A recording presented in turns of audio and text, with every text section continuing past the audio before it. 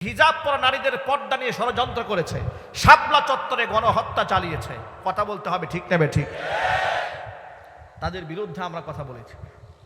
এই কথা বলাটা যদি অপরাধ হয়ে থাকে আর এটার নাম যদি মৌলবাদ হয়, তাহলে আমরা গর্বের সাথে বলি আমরা মৌলবাদী। ঠিক কিনা যদি বলেন?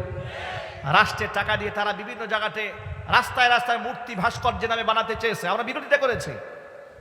আমাদেরকে জাতির পিতার বিরোধী বলেছে, আমাদেরকে বঙ্গবন্ধু বিরোধী বলেছে, রাষ্ট্র বিরোধী বলেছে। 4,000 কোটি টাকা রাষ্ট্রের টাকা দিয়া মূর্তি বানিয়েছে, আনন্দ ভর্তি করেছে। সেই দেশে, যে দেশে রমজান মাসে ইফতার করতে দেয় নাই, তারা খেজুরের পরিবর্তে বড়ই খাওয়ার পরামর্শ দিয়েছে। কথা ঠিক না ঠিক জোরে বলেন? যারা আমাদেরকে খেজুরের পরিবর্তে বড়ই খেতে বলে, বেগুনির পরিবর্তে পেপিনি খেতে বলে, গোস্তের পরিবর্তে আমাদেরকে কাঁঠাল দিয়ে বার্গার খেতে বলে, এরকম পরামর্শ আমাদেরকে দিয়েছে। রমজান মাসে ঢাকা বিশ্ববিদ্যালয়ে ইফতার পার্টি বন্ধ করেছে, কিন্তু হোলি উৎসব বন্ধ করে নাই।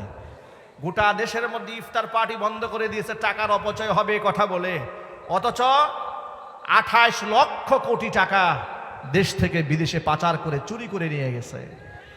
প্রিয় ভাইরা, রাষ্ট্রের এত বড় ক্ষতি যারা করেছে, তাদের বিচার নিশ্চিত হওয়ার আগ পর্যন্ত গোটা বাংলাদেশের মুসলমানদের সাথে তাদের কোনো আতাত হতে পারে না। যারা আতাত করবে, গোটা জাতি তাদেরকে আপার কাছে পাঠিয়ে দেবে।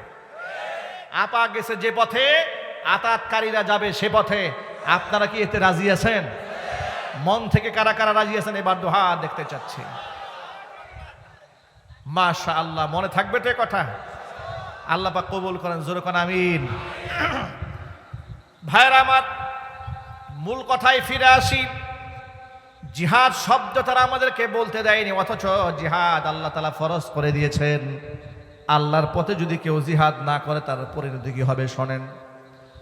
বুখারী শরীফের হাদিসের মধ্যে এসেছে, কিতাবুল মাগাজি অধ্যায়ে আল্লাহর হাবিব সাল্লাল্লাহু আলাইহি ওয়াসাল্লাম বলেছেন, মান মাতা, যে ব্যক্তি মারা গেল এমন অবস্থায়, ওয়ালাম ইয়াগজু, যে জীবনে জিহাদ করে নাই, ওয়ালাম ইউজাবিজ গাজিয়ান, কোন মুজাহিদকে সামানাও জুগিয়ে দেয়নি, সাহায্য করেনি, ওয়ালাম ইউহাদ্দিস বিহি নাফসাহু, মনে মনে আল্লাহর পথে জিহাদ করার সংকল্প করে নাই, মাতা আলা শুবাতিন মিনান নিফাক, ও মুসলমান হয়ে মরবে না, মুনাফিকদের দলভুক্ত হয়ে মারা যাবে। এবার আমি আপনাদেরকে প্রশ্ন করতে চাই, আমরা কি মুনাফিকদের দলভুক্ত হয়ে মরতে চাই? মুনাফিক হয়ে মরতে চাই না, ইমানদার হয়ে মরতে চায়। ইমানদার ব্যক্তি আল্লাহর পথে জিহাদ করবে, জিহাদের সুযোগ না পেলে মুজাহিদদেরকে সাহায্য করবে। সাহায্য যদি না করতে পারে, অন্তরে জিহাদ করার জন্য পরিকল্পনা আনতে হবে। জিহাদের পরিকল্পনা, আল্লাহর পথে শাহাদাতের তামান্না নিয়ে যদি কোনো ব্যক্তি ঘরে শুয়েও মারা যায়, মহান আল্লাহ রব্বুল আমিন তাকে শহীদের মর্যাদা দান করে দিবেন। যদি বলেন সুবহানাল্লাহ। 20 বছরে এক টকবকে নওজওয়ান, কুফরি হালাতের নাম ছিল আব্দুল উজ্জা। ইসলাম ধর্ম গ্রহণ করার পরে নবীজি সাল্লাল্লাহু আলাইহি ওয়াসাল্লাম নাম রেখে দিয়েছেন আব্দুল্লাহ। আব্দুল্লাহ জুলবিজাদাই, লম্বা ইতিহাস রয়েছে তার ব্যাপারে। আল্লাহর দ্বীনের জন্য কালিমা গ্রহণ করতে গিয়া ত্যাগ কোরবানি অনেক করেছেন, আল্লাহর পথে সব বিলিয়ে দিয়েছেন, তারপরও দিল ঠান্ডা হয় নাই। তাবুক যুদ্ধে আল্লাহর নবীর সাথে তিনি শামিল হয়েছেন। জিহাদের ময়দানে গিয়ে হুজুরের কাছে আবেদন জানালেন, টকবকে নওজওয়ান, ইয়া রাসূলুল্লাহ, ইয়া হাবিবাল্লাহ, আপনি আল্লাহর কাছে আমার জন্য দোয়া করেন, আল্লাহ পাক যেন এই জিহাদে আমাকে শহীদ হিসেবে কবুল করে নেন। নবীজি সাল্লাল্লাহু আলাইহি ওয়াসাল্লাম কাঁচা গাছের একটা ছাল এনে এই আব্দুল্লাহ জুলবিজাদাইনের বাজুর মধ্যে নিজ হাতে বেঁধে দিলেন, আর আল্লাহকে বললেন, রব্বুল আলামিন, আমি আব্দুল্লাহর রক্ত কাফেরদের জন্য হারাম বানায়া দিলাম। হযরত আব্দুল্লাহ জুলবিজাদাইন চোখের পানি ছেড়ে কান্নায় ভেঙে বললেন, ইয়া রাসূলুল্লাহ, আমি চাইলাম শাহাদাতের মৃত্যু, আর আপনি আমার জন্য দোয়া করলেন কাফের বেঈমান যেন আমাকে টাচ করতে না পারে। নবীজি বললেন, আব্দুল্লাহ রে, শোনো, তোমার অন্তরে আল্লাহর পথে শহীদ হওয়ার যে তামান্না আমি লক্ষ্য করেছি, ওই তামান্না নিয়ে জ্বরে আক্রান্ত হয়েও যদি তুমি মারা যাও, আল্লাহ পাক তোমাকে শাহাদাতের মর্যাদা দিয়ে দিবে। ঠিক তাই হলো। তাবুকের ময়দানে আব্দুল্লাহ যুল বিজাদাইন রাদিয়াল্লাহু তাআলা আনহু মারাত্মক জ্বরে আক্রান্ত হয়ে গেলেন এবং সেই দরেই তার ইন্তেকাল হয়ে গেল। ইন্তেকাল হয়ে যাওয়ার পরে সাহাবায়ে কেরাম ফিরে আসলেন, দৌড়ে আসেন রাসূলের কাছে, এসে বললেন, নবীজি আপনার সেই সাহাবী হযরত আব্দুল্লাহ যুল বিজাদাইন জ্বরে আক্রান্ত হয়ে ইন্তেকাল করেছেন। নবীজি সাল্লাল্লাহু আলাইহি ওয়াসাল্লাম তার জানাজার জন্য প্রস্তুতি গ্রহণ করলেন। তাকে গোসল দেওয়ানো হলো জিহাদের ময়দানে রাতের বেলাতেই। গোসল দিয়ে দেওয়ার পরে নবীজি সাল্লাল্লাহু আলাইহি ওয়াসাল্লাম সাহাবীদেরকে কবর খনন করতে বললেন। কবর খনন করা হলো। নবীজি সাল্লাল্লাহু আলাইহি ওয়াসাল্লাম নিজে কবরের মধ্যে নামলেন। কবরে নেমে আবু বকর আর উমরকে ডেকে বলছেন, আবু বকর, উমর, লাশের সাথে যেন বিয়াদবি না হয়ে যায়, আমার হাতে লাশটা দাও। নবীজি আব্দুল্লাহ যুল বিজাদাইনের লাশটা নিজ হাতে ধারণ করলেন, কবরের মধ্যে রাখলেন, মাটির কার্যক্রম সম্পাদন করলেন। এরপরে আল্লাহর কাছে হাত তুলে বলছেন, আল্লাহুম্মা ইন্নী আমসাইতু আনহু রাদিয়ান ফারাদা আনহু। আল্লাহ তাআলা আজকে এই সন্ধ্যা পর্যন্ত আব্দুল্লাহ যুল বিজাদাইনের প্রতি আমি নবীজি সন্তুষ্ট ছিলাম, রব্বুল আলামিন তুমি তার প্রতি সন্তুষ্ট হয়ে যাও। আব্দুল্লাহ ইবনে মাসউদ রাদিয়াল্লাহু তাআলা আনহু বর্ণনাকারী, তিনি বলেন, জীবনে কোনোদিন মৃত্যুর জন্য আমার আফসোস হয় নাই, কিন্তু ওই দিন আমি মৃত্যুর জন্য আফসোস করেছিলাম। আহারে, তার নামটাও আব্দুল্লাহ, আমার নামও আব্দুল্লাহ। এই জায়গায় যদি আজকে আব্দুল্লাহ যুল বিজাদাইনের লাশটা না হয়ে আমি আব্দুল্লাহ ইবনে মাসউদের লাশ হতো, জীবনটা আমার ধন্য হয়ে যেত। কারণ নবীজি বলেছেন, সন্ধ্যা পর্যন্ত আমি তার উপর সন্তুষ্ট ছিলাম, রব্বুল আলামিন তুমি তার প্রতি সন্তুষ্ট হয়ে যাও। কত বড় পাওনা! ও যুবক ভাইরা আমার, এই কথার মাধ্যমে আমি শুধু এই সবকটা দিতে চেয়েছি, শহীদি তামান্না যদি অন্তরের মধ্যে থাকে, বিছানায় শুয়েও যদি আপনি মারা যান, ভারতেও যেতে হয় নাই, আপনার ফিলিস্তিন যাওয়ার সুযোগ হয় নাই, গাজাবাসীর পক্ষে দাঁড়িয়ে আপনি হয়তো রাজপথে স্লোগান দিয়েছেন, জিহাদের ময়দানে কুফফারদের সাথে লড়ার মতো সুযোগ হয় নাই, কিন্তু আমরা স্পষ্ট বার্তা দিয়ে দিই, যদি পৃথিবীর মুসলমানদের পক্ষে সশস্ত্র লড়াইয়ে আহ্বান আসে, আল্লাহর কসম করে বলি, সেই আহ্বানে আমরা সকলের আগে রাজপথে ঝাঁপিয়ে পড়ব।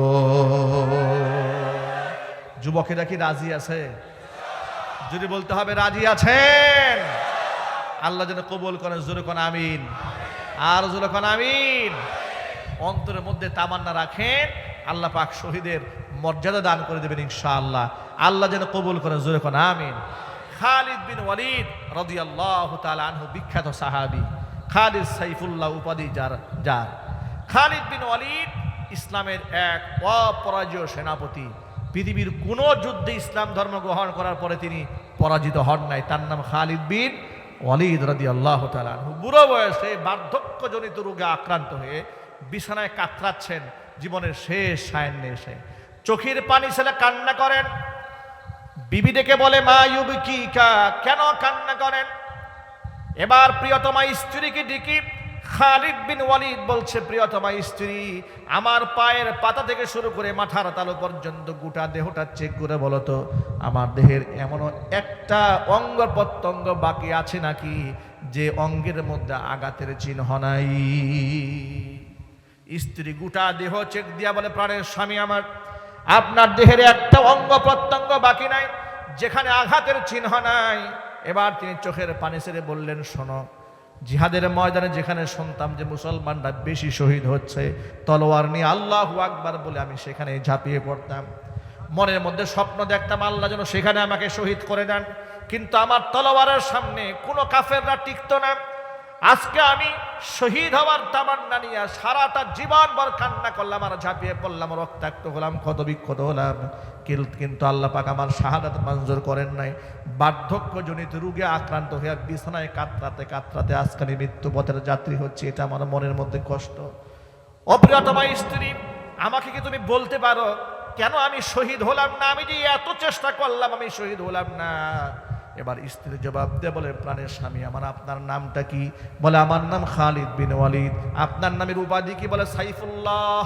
বলে, সাইফুল্লাহ মানে কি? বলে, সাইফুল্লাহ মানে হচ্ছে আল্লাহর তলোয়ার। উপাধি আপনাকে কে দিয়েছে? বলে, আল্লাহ রাসূল দিয়েছেন। তাহলে আপনি কি করে শহীদ হবেন? আপনি হচ্ছেন আল্লাহর তলোয়ার, আপনি যদি শহীদ হয়ে যান তাহলে তলোয়ার তো ভেঙে যায়, কাফেররা বিজয়ী হয়, আপনার তলোয়ার আপনি টুকরা হয়ে যান, মানে আল্লাহর তলোয়ারটা ভেঙে যায়। আসমানের নিচে জমিনের উপরে আল্লাহর তলোয়ারকে ভেঙে দেয় এমন শক্তি তো পৃথিবীতে কারো নাই। এই জন্য আল্লাহ তাআলা আপনাকে গাজীর মর্যাদা দান করেছেন। চিৎকার যখন আল্লাহু আকবার। তিনি স্ত্রীর কথা শুনে সান্ত্বনার বাণী পেলেন। ভাইরা আমার, সাহাবায়ে কেরাম রাদিয়াল্লাহু তাআলা আনহুম আজমাইন সকলে আল্লাহর পথে শহীদ হতে চেয়েছেন। আর আমরা এমন আয়েশি জিন্দেগি গ্রহণ করেছি, আমরা কেউ মরতে চাই না, আমরা সব বাঁচতে চাই। মনে রাখবেন, সকলে যদি বাঁচতে চান একদিন সকলকে কুকুরের মতো মরতে হবে। আর যদি আল্লাহর পথে জীবন দেওয়ার তামান্না নিয়ে আমরা ঝাঁপিয়ে পড়ি, দুনিয়া থেকে বিদায় হব, আমরা সিংহের মতো বিদায় হবে, বিড়ালের মতো নয়। ঠিক নেবে ঠিক জুড়ে বলেন। যুবকেরা, ডাক আসতে পারে, সেদিন বেশি দূরে নয়।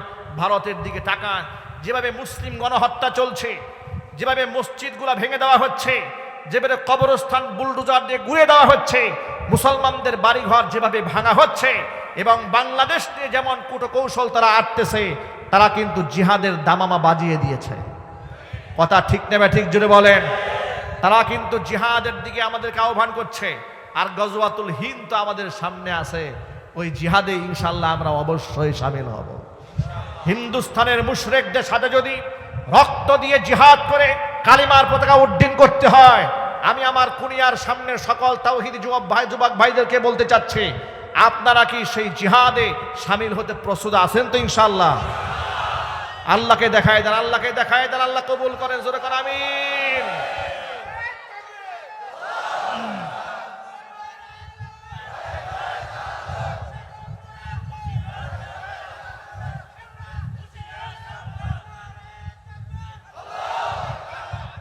আল্লাহর পথে যারা চলে তাদের কোনো ভয় আছে?